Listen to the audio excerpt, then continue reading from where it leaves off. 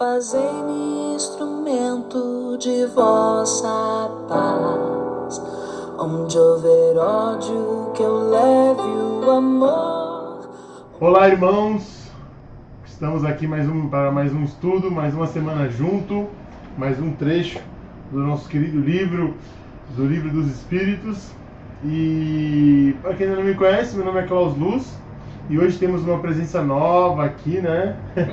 Substituindo Lázaro, né? Substituindo Lázaro, né? Pô, responsabilidade, hein? Responsabilidade. Aline Costa, né? Olá, boa noite ou bom dia, não sei que horas vocês estão vendo esse vídeo, mas seja bem-vindo. A Natália, que hoje veio participar com a gente, e o Ítalo aí na área também. Sejam bem-vindos aí, mais um vídeo aí pra gente compartilhar conhecimento. Vamos que vamos. Quer se apresentar, Nath, pessoal? Dá só um oi. Oi, tudo bem? Boa noite, bom dia. Calma, Boa. gente, que ela tá tímida, mas ela já vai se soltar. É o primeiro, você vai ver. vai, Quando, vai. quando chegar mais na metade do livro aqui, já vai ver, já vai estar solto. Vamos lá então a nossa leitura. Dando continuidade, a gente vai começar agora pela filosofia espírita, né? Na semana passada a gente leu a codificação espírita e dando uma sequência agora a gente vai ler a filosofia espírita. Você acha que seria legal a gente fazer uma prece? É uma pressão. Sim. Para começarmos já na boa vibração, claro.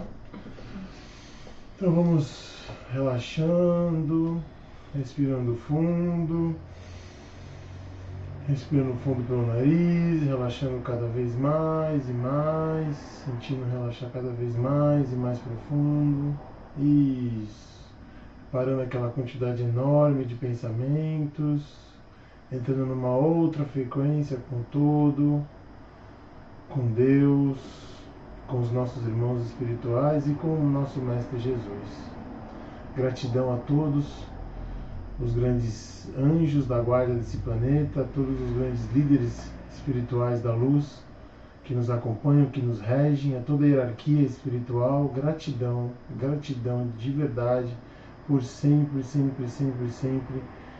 estar emanando amor por nós e nos ajudando nessa fase evolutiva de transição aqui do nosso mundo de provas e expiação. Gratidão, irmãos. E nesse momento vamos começar com um hino que o nosso grande Mestre Jesus nos deixou há 2000 anos. Pai nosso que estais no céu, santificado seja o vosso nome. Venha a nós o vosso reino, seja feita a vossa vontade, assim na terra como no céu. O pão nosso de cada dia nos dai hoje. Perdoai as vossas ofensas, assim como nós perdoamos a quem nos tem ofendido. Não prestes tentações, trazemos o bem. Amém, Senhor, que assim seja. Gratidão, irmãos. Então vamos começar nossa leitura agora num outro sentimento, né? A filosofia espírita. Esta rápida apreciação da estrutura de O Livro dos Espíritos em suas ligações com as demais obras da codificação parece-nos suficiente para mostrar que ele constitui, como dissemos no início, o arcabouço filosófico do Espiritismo. Contém, segundo Kardec, declarou no Frontispício, os princípios da doutrina espírita e, portanto, o seu tratado filosófico. Embora não tenha sido elaborado em linguagem técnica e não observe os rigores da minuciosidade exposição filosófica, é todo o complexo e amplo sistema de filosofia que nele se expõe. Ao apreciá-lo sobre esse aspecto, devemos considerar que Kardec não era um filósofo, mas um educador, um especialista em pedagogia, discípulo emérito de Pestalozzi. Daí, é isso, né? Uhum. Isso mesmo. Pestalozzi. Pestalozzi, desculpa. Daí o aspecto antes didático do que propriamente de exposição filosófica que imprimiu ao livro.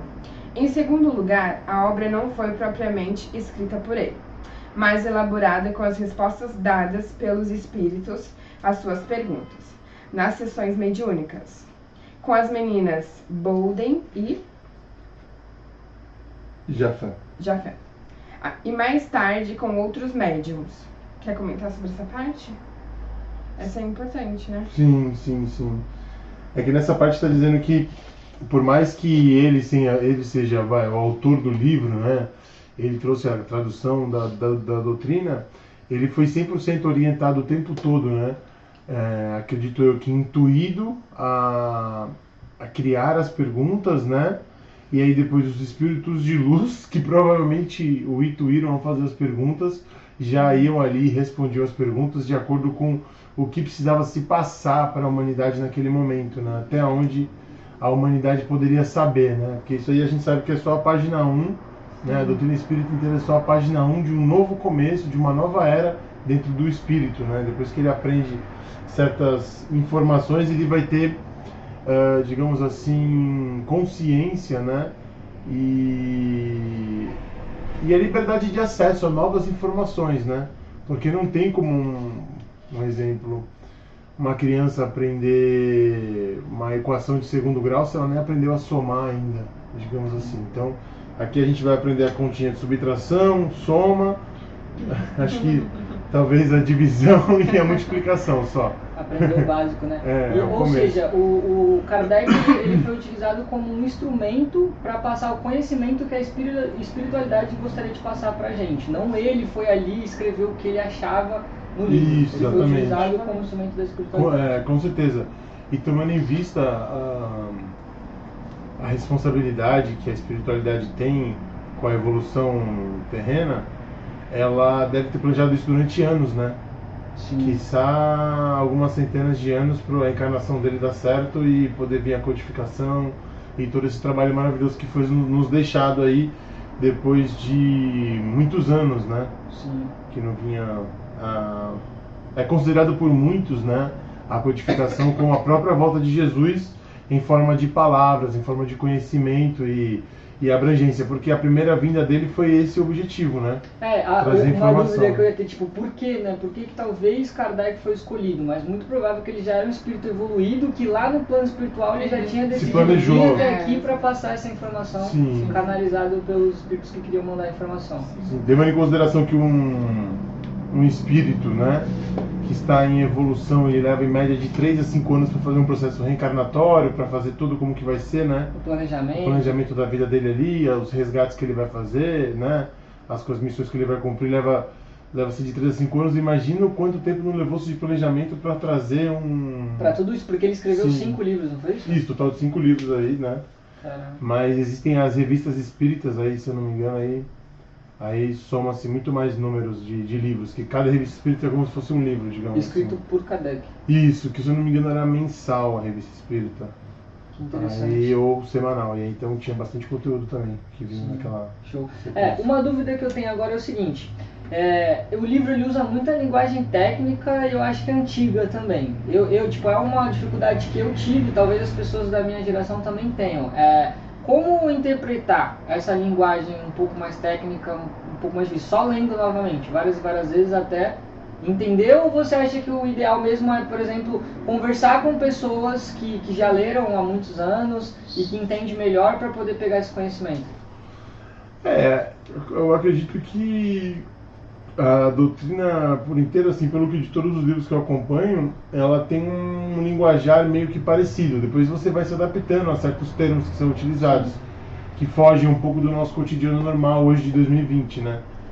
Como Jesus na época dele teve que falar em pescador, teve que falar em semeador, é o que tinha disponível dentro do vocabulário de 2000 anos atrás. Sim. Então eu acredito que dessa mesma forma o vocabulário que tinha disponível, o vocabulário era o campo semântico do vocabulário da época de 1800, do século XIX, quando foi trazido a codificação, né? Show. Aí com o tempo a gente vai se adaptando aos termos, né? Mas... E se for uma parte que realmente não estiver conseguindo aprender ou entender, o ideal é conversar com uma pessoa que conhece um pouco mais. Ela vai saber... Eu acho que é o ponto, o que me ajuda bastante mesmo é conversar com cláusulas. O Lázaro também deixa bem claro uma interpretação que às vezes algumas palavras antigas ali, mais técnicas, não deixa você entender. Isso, porque de acordo com a mente humana, tem pessoas que têm que entender todas as palavras daquela frase para poder conseguir entender o real significado. Se tiver uma palavra ali no meio, ela incomoda ela e desprende ela de entender todo o contexto. Porque você né? fica focado naquela que você não entendeu, né? Isso, tipo assim, mas eu acredito que, de uma certa forma, o contexto geral está sendo aprendido. Sim. O objetivo, né? O objetivo geral da obra, né? Beleza. Bom, vamos voltar à leitura. Em terceiro lugar, o livro não se destinava a formar escola filosófica, a conquistar os meios especializados, mas apenas a divulgar os princípios da doutrina de maneira ampla, convocando os homens em geral para o estudo de uma realidade superior a todas as elucubrações do intelecto. Em quarto lugar, o próprio Kardec teve o cuidado de advertir nos prolegômenos que evitava os prejuízos do espírito de sistema, como vemos neste trecho em que se refere ao ensino dos espíritos. Este livro é o compêndio dos seus ensinamentos. Foi escrito por ordem e sob ditado dos espíritos superiores para estabelecer os fundamentos de uma filosofia racional, livres dos prejuízos dos espíritos de sistema. Aqui nessa parte... Complemento que a gente estava falando. Mas o que seriam os espíritos de sistema, digamos assim? Porque, tipo assim, tá dizendo que, tipo, ficou livre dos prejuízos dos espíritos do sistema. É porque, tipo assim, eu entendo, né, para entender especificamente, né, só tendo uma tradução específica vindo de outras mentes que já conhecem mais, como você falou, né? Sim. Mas eu acredito que tem a ver com esses espíritos de sistema, são espíritos que já tinham crenças pré-determinadas, né? Sobre paradigmas, sobre as mitologias que já tem disponíveis no planeta Terra, sobre outras religiões, vários outros tipos de mitologia, tipo o catolicismo, o judaísmo, o cristianismo em si, outras vertentes, né? O budismo. Então digamos que tirando um pouco das crenças dessas ou complementando, né? Sim, faz sentido. Ou complementando, né? Como ele usa a palavra livre dos prejuízos. O que dá a entender é que esses espíritos de sistema atrapalhariam a informação da doutrina que ele está colocando ali. Então, se está livre desse prejuízo, o que me faz entender é que esse espírito de sistema não seja evoluído, ou seja esse paradigma que você falou. Isso, e também o sistema que eu entendo muito, ele fala, eu não sei, né, pode ser que esteja equivocado, mas eu entendo muito, ele fala sobre paradigmas humanos, entendeu? Tipo, o sistema, a caixinha quadrada que o ser humano vive desde que quando ele nasce, ele aprende, ele tem ali e coloca dentro daquela caixinha. Sim, aí se você falar para ele escrever um livro com as ideias dele, por mais que ele tenha convivido com Jesus, ele vai colocar as palavras de Jesus, mas ele possivelmente vai colocar também as crenças dele ali. Entendi. Entendeu? Como... ele faz tipo uma peneira, ele vai tirando essas crenças e colocando só o conteúdo real. Como você pode analisar muito bem pelo Evangelho de Pedro e de João, apesar de eu não ter lido eles por inteiro, você consegue ver que a diferença das mesmas passagens da visão de mundo de um e de outro. Sim. Entendeu? Então isso tem um pouco também do que ele tinha dentro dele ali, cada um dos espíritos, entendeu? Querendo ou não, que estavam ali fazendo, né, o Evangelho, eles colocaram um pouco das crenças que eles tinham de acordo com a infância deles. E aí quando a gente pega um conhecimento puro vindo direto do mundo espiritual, fica livre, digamos, desse sistema de crenças humanas, entendeu? De paradigmas humanos. Sim, entendi. Agora entendi. Vamos continuar. Como se vê, estabelecer os fundamentos de uma filosofia racional livre... eu acho que ele vai responder agora. Livre dos prejuízos dos espíritos de sistema e não criar uma escola filosófica, o que implicaria toda uma rígida sistematização. Então, acho que foi exatamente o que a gente falou agora. Crenças limitantes, né? Crenças limitantes.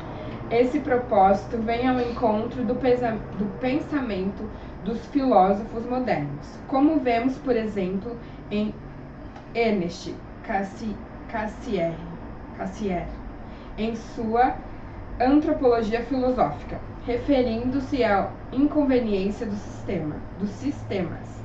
Diz: cada teoria se converte num leito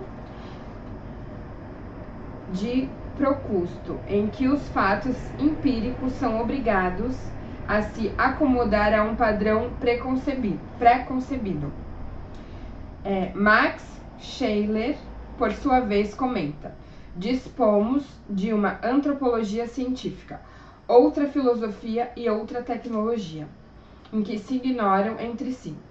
Kardec esquivou-se precisamente a isso, tanto mais que o espírito de sistema seria a própria negação dos objetivos da doutrina.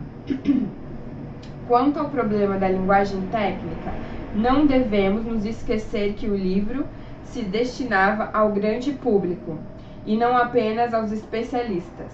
Podemos lembrar, a propósito, o exemplo de Descartes, que escreveu o seu discurso do método em francês, quando o latim era a linguagem oficial da filosofia, porque desejava dar-lhes a maior divulgação.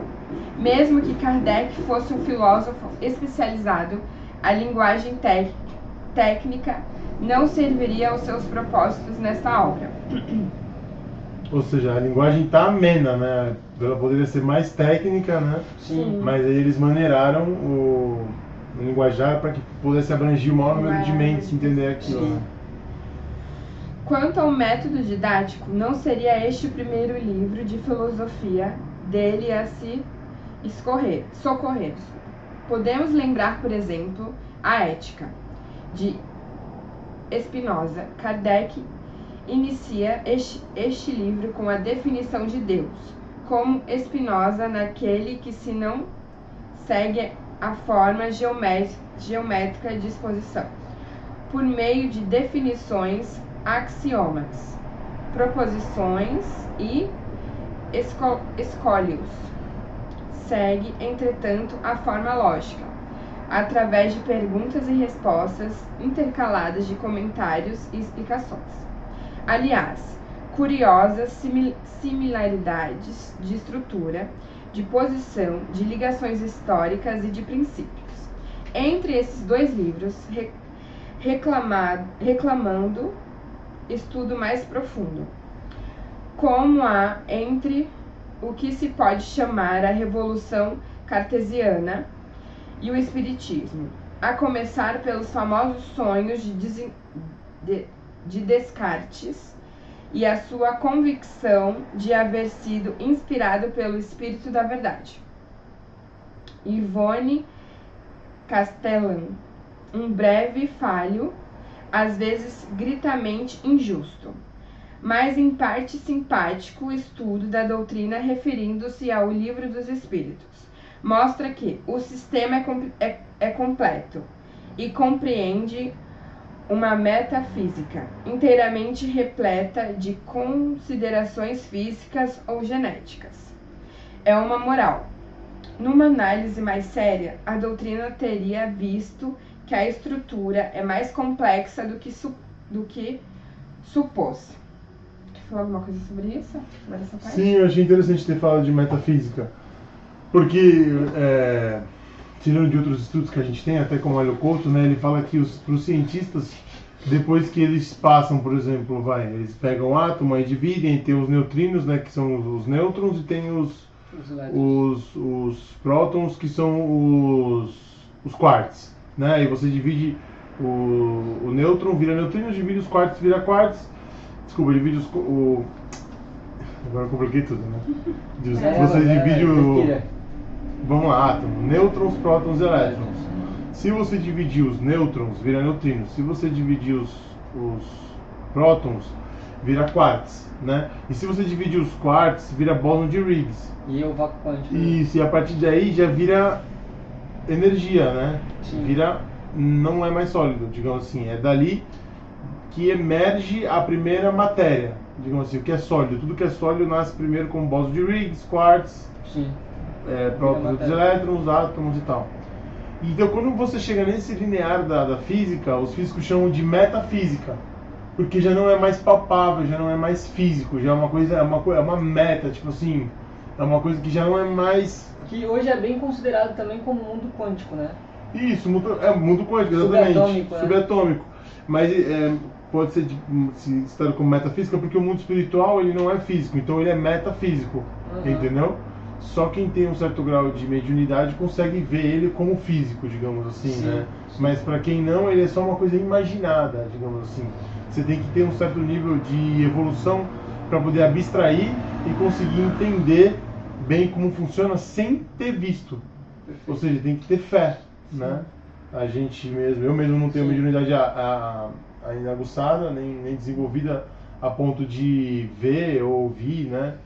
Então, eu tenho plena fé no mundo espiritual, porque eu de fato nunca tive contato. Nunca viu, né? Isso, lógico, já participei de reuniões mediúnicas, já presenciei através de amigos, né?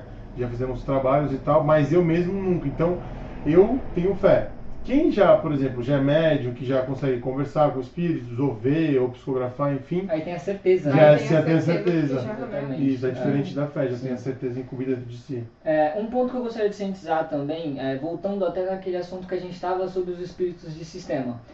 Talvez seja dúvida de outras pessoas também. Eu mesmo achava que quando eu morresse, quando eu fosse para o plano espiritual, ali já era o ponto de evolução. Você chegava ali, você ia aprender tudo, você ia ter contato com o espírito evoluído e já era. Mas ele deixa bem claro com esse espírito de sistema que até na espiritualidade tem o ponto de evolução. Até lá você ainda vai estar desevoluído, vai estar com crenças limitantes e lá você também vai ter o seu processo de aprendizado, adquirir informação, expandir a consciência e evoluir. Sim. E aí é uma dúvida que me ensinou porque eu achava que não, que eu morri já era, cheguei lá, já aprendi tudo e agora já sou evoluído também. Até porque lá na espiritualidade existem vários níveis de evolução, né? Tem mais evoluídos, menos evoluídos, mas que também estão lá. Sim. Que também estão em processo de evolução, ou seja, a evolução nunca para, tanto Exato. Aqui no mundo material quanto no mundo espiritual, você tem que aprender, tem que buscar informação e tem que evoluir.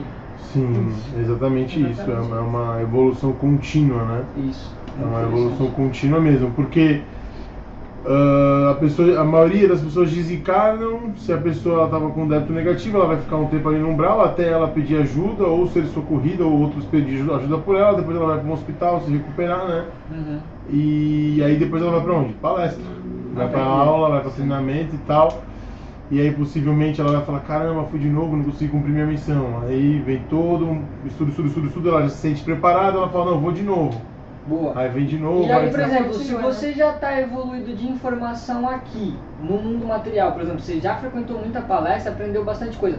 Quando você chega lá, você já chega num nível acima. Você já vai ter informações que você ainda não recebeu aqui, ou não? O conhecimento é diferente da moral. O que vai te fazer evoluir, na verdade, é a moral e não o conhecimento. Porque tu pode ser um engenheiro, mas com um assassino. Entende? Não, eu falo em nível de informação. As coisas que você precisa aprender para você evoluir lá. Se você já aprendeu aqui, automaticamente lá você vai aprender coisas novas, coisas que você ainda não aprendeu aqui, ou não, segue o baile de novo, vai ter que aprender tudo de novo. Eu acho que volta pra moral mesmo assim. Eu acho que se você já tiver aprendido, o que vai contar mesmo é a moral. Porque você pode ter lido tudo, tipo, eu li todo o espiritismo várias vezes, era espírita, não sei o que, mas a minha moral não estava de acordo. Ou seja, porque você não executou o que você aprendeu. Aí automaticamente você vai ter que aprender de novo. Exatamente. Porque não aprendeu, né? Porque é muito mais, quando a gente fala de moral, é muito mais um aprendizado sentido do que pensado.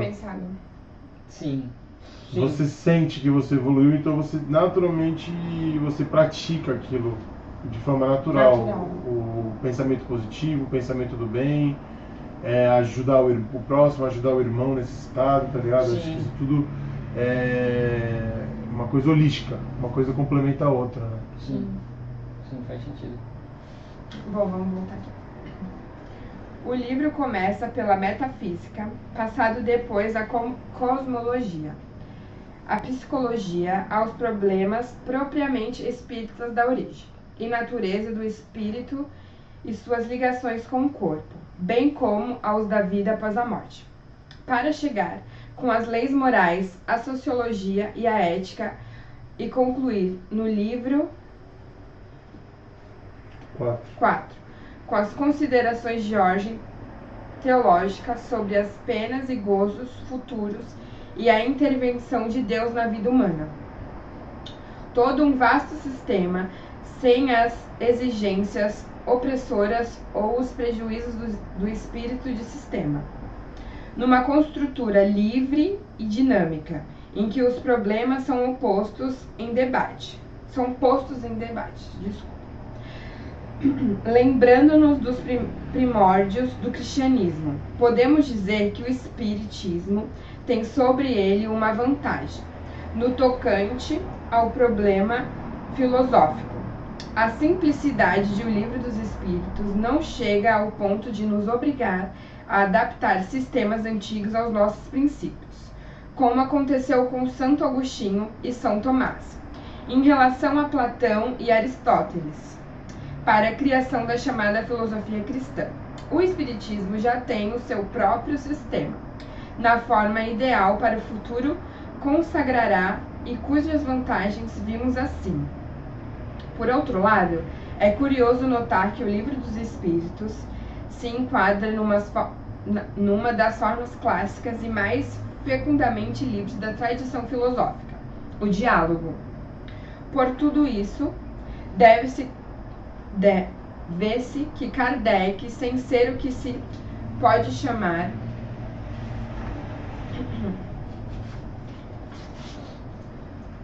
um filósofo profissional, tinha muita razão ao afirmar o capítulo 4, né? Sim. Da conclusão, referindo-se ao Espiritismo. Sua força está na sua filosofia, no apelo que faz à razão, ao bom senso. Sim. Aí, próximo que a gente vai ler então é o... Dá um spoiler pra galera. A Dialética Espírita. A Dialética Espírita. Show de bola. Nesse vídeo a gente encerra nesse ou já vai ler o próximo agora? Não, é isso aí. Esse a gente encerra. Então é isso. Ficou mais alguma dúvida sobre esse trecho? Acho que não, né? Não, acho que ficou. Da filosofia, deu pra né? entender bem. Você vê como a filosofia é importante, né? É um dos pilares da evolução humana, porque Sim. a física ela vai te dar um entendimento físico da coisa, mas o entendimento filosófico da coisa é muito importante. Sim. É muito importante, porque ele vai fazer com que você atinja o entendimento sentido. Sim. Sentido interno, que eu digo assim, em sentimento mesmo, do que a doutrina ela é, né, de fato. Sim. Né? Como que era o nome? É a filosofia espírita, essa parte que a gente leu, que a gente leu agora. Interessante, realmente a filosofia é muito importante. Sim. Vamos lá então, vamos fazer a prece final pra gente. Sim. Vamos acalmar nosso coração, respirando fundo e relaxando, lembrando do Mestre Jesus e agradecendo por estarmos aqui hoje, aprendendo um pouco mais. Agradecer também a presença da Natália. Espero que ela possa participar com a gente das próximas vezes. Vamos agradecer a todos os nossos irmãos que junto nesse vídeo puderam aprender um pouco mais, né? E que a gente prossiga nos nossos estudos, nas nossas segundas-feiras, gravando os nossos vídeos e aprendendo cada vez mais. Então eu agradeço por estarmos aqui, agradeço aos irmãos do mundo espiritual também, por darmos apoio, porque sempre que estivermos falando de espiritismo ou em nome de Jesus, ele estará conosco. Então, mais uma vez eu agradeço a presença de todos vocês que estão aqui com a gente hoje. Gratidão. É isso, pessoal. Mais uma semana. Show de bola, missão cumprida. E até semana que vem. Valeu!